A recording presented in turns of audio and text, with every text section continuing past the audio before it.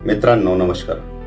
आज मी तुम्हाला एक प्रश्न विचारतो. तुमच्या आयुष्यात कधी असा क्षण आला आहे का जेव्हा तुम्ही मनापासून मेहनत केली पण यश दुसऱ्याला मिळालं? तेव्हा मनात एकच प्रश्न येतो, देवा माझ्याच बाबतीत असं का?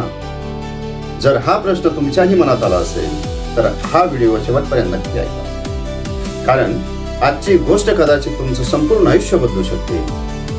एका गावात दोन शेतकरी राहत होते. दोघांनी एकाच दिवशी बियाणं पेरलं. पहिला शेतकरी रोज शेतात जायचा, माती तपासायचा, पाणी द्यायचा आणि संयम ठेवायचा. दुसरा शेतकरी 2 दिवसांनी म्हणाला, काहीच उगवत नाही, माझं नशीबच खराब आहे, आणि त्याने शेती सोडून दिली. काही दिवसांनी पहिल्या शेतकऱ्याच्या शेतात हिरवीगार पिकं डोलू लागली. दुसरा शेतकरी म्हणाला, देवाने त्यालाच दिलं.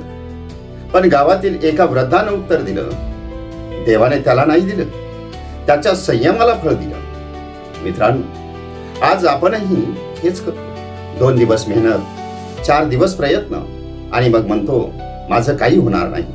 पण लक्षात ठेव, झाड लावल्याबरोबर फळ लागत नाही.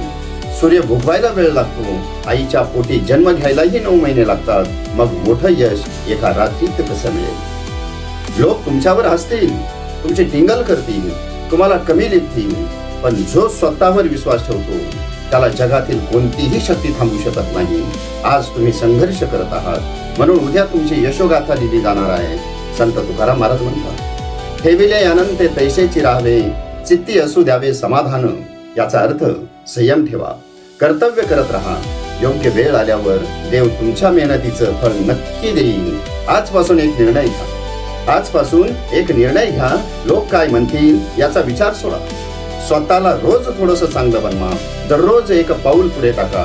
लक्षात ठेवा, जिंकणारा माणूस कधीच हार मानत नाही आणि हार मानणारा माणूस कधीच जिंकत नाही. जर हा संदेश तुमच्या मनाला भिडला असेल तर हा व्हिडिओ नक्की शेअर करा, कारण कदाचित तुमच्या एका शेअरमुळे एखाद्याचं आयुष्य बदलू शकतं. अशाच प्रेरणादायी कथा, विचार आणि जीवन बदलणारे संदेश दररोज पाहण्यासाठी आमच्या सोबत नक्की जोडा.